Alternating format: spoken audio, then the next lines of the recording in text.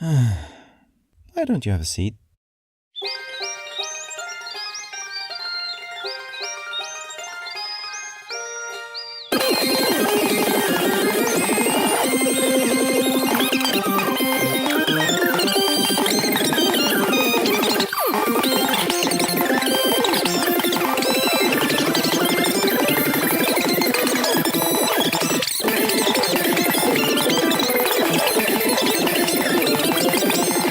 Okay, so once more, I need to desperately say something before getting into the show, because even after the last two videos, this one is easily the by far most biased episode of Rewatch so far, and will very likely stay such for a long time.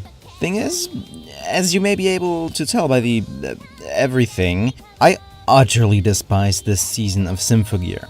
This hatred is entirely my own fault, however, and stems from the same reasons that make me love Symphogear as a whole, as I've described especially in my video to Season 1. I will get more into how the story ties into this and stick to talking about my original experience with the show in this segment. Thing is, GX simply came at the wrong time. Thanks to Symphogear, I had begun acquiring a wider horizon and started developing a taste in anime. After G, I actively followed developments around Symphogear and thus, obviously, heard about a third season being in the works. Of course, as the youngling I was back then, still occupied by the wonders of the world of Symphogear, my brain immediately started rattling down all kinds of possibilities on how the story could continue. I had come up with enough ideas to easily fill a good 10 more seasons if they were fleshed out. I want to stress again that this is entirely my own fault, but it doesn't change anything about the outcome. GX was the first anime I was hyped for, and it miserably failed to deliver.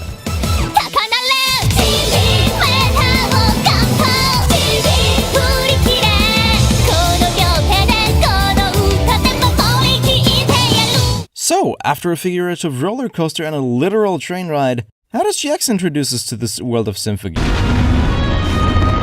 What?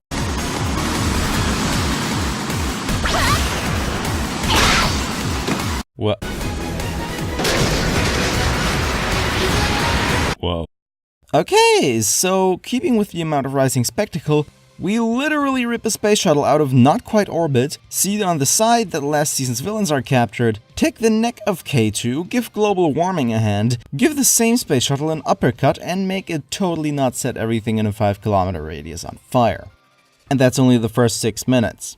After just as much time is spent in civil life, we end up getting ourselves into this season's concert scene, which actually goes surprisingly smooth for once. But who am I kidding? Of course, something goes wrong, and as Maria is on her way to leave the show, she gets attacked without usable gear, and Tsubasa needs to rescue her on short notice. Parallel to this, Hibiki and Chris are clearing an apartment complex that was partially blown up by an enemy attack, and as things begin to literally and figuratively cool down, we are introduced to this season's villains.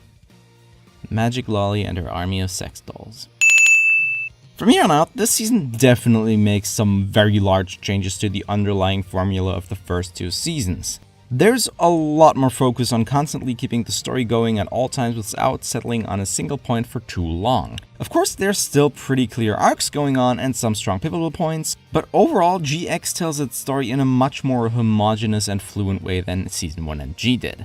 GX also addresses one of the main criticisms I gave Season 1, namely being that I do have to concede that an actual full-on failure thrown somewhere in there would have been very nice. The Symphogear users lose a lot in this season. The enemy's tactics and abilities directly counter those used in Symphogear combat and easily overpower them.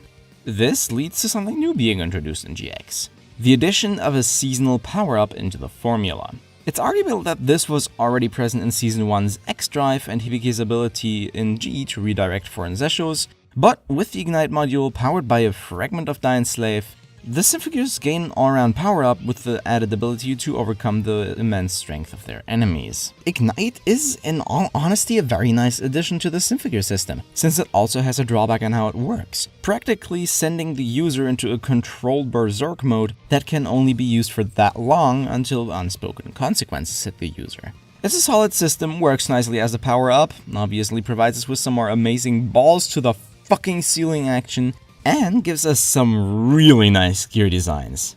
Unlike GX new normal classic gears. Jesus Christ, just look at what the fuck they did to them. New Zababa looked dope though. The one thing Ignite miserably fails at, however, is one of the core pillars of Symphogear. The Ignite remixes of the song used are atrociously bad dubstep remixes with almost no regards given to the original track. There's some good ones in there, but overall they are definitely the lower cut of Symphogear music. And don't get me wrong, the overall soundtrack of GX is absolutely amazing and actually manages to bring out the feeling of a Symphogear soundtrack beautifully. More so than G, which I criticized for that very point. But Ignite, while succeeding in concept and visual execution, missed that oh so vital auditory component far enough to completely ruin the experience. To me, this is very much a common theme in GX, as the writing I've previously cited as not necessarily good but definitely firm begins to fall apart in this season. This is not just the core story bit, but the general writing overall. Main example here would be Tsubasa and Hibiki's character arc, where they both have a confrontation with their father figures. For Tsubasa, we learn a considerably nicely sized bit about her backstory, but the arc ends way too soon and in a way that doesn't really fit anything of what we had just learned or known about her before. Hibiki's arc, on the other hand, focuses on her accidentally reuniting with her father after he left her family due to pressure of Hibiki surviving the Zweiwing incident. This arc is built up a lot better from the beginning of the season and runs for much longer all the way past the climax. But it too somewhat fails in its execution and it's pretty much rushed, with the good old top dad getting way too little screen time for the eventual change of heart to mean much. These arcs are very nicely comparable via a metaphor I see flung around with games a lot, so let's go with that. Hibiki's arc is as wide as an ocean, but as deep as a puddle. Tsubasa's arc, on the other hand, is like one of those lake drains that people really like to use for clickbait. Deep as fuck, but ultimately there's really not much in it.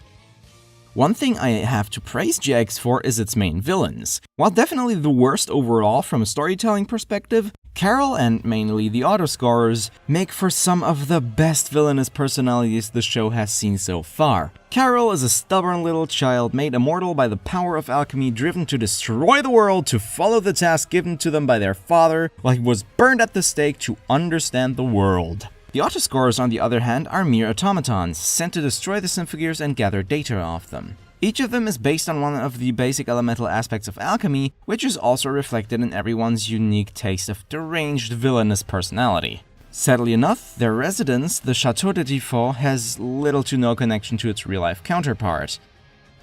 Back to the general topic of GX failing on execution, while the same can definitely not be said for its animation, I would go as far as to argue that the once more improved art style falls really flat.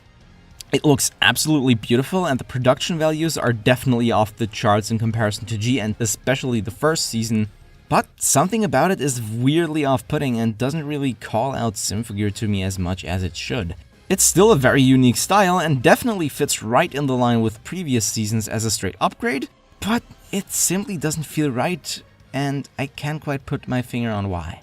Now this is where the juicy bit starts. While I won't go into the insane amount of detail I would love to go into, to keep this video to an acceptable length, I think it's time to make good on the promise I've been pushing since the first episode of this whole ordeal.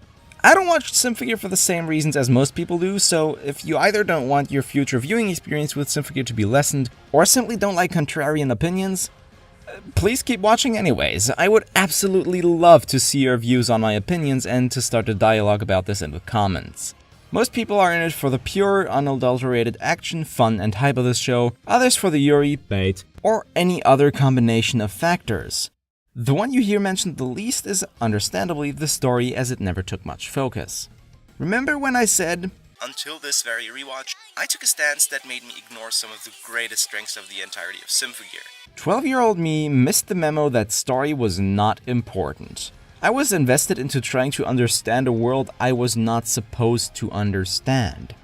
My main point in favor of the story in Season 1 and G was that, with it being based around the time of Mesopotamia, the Bronze Age, the origins of history, a time we know little to nothing about, mean that as a result the lore is shrouded in actual mystery, while not necessarily being inaccurate, just exaggerated.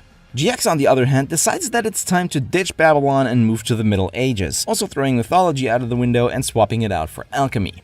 And here comes the problem. Mesopotamia ended roughly 3,000 years ago, if you're being generous.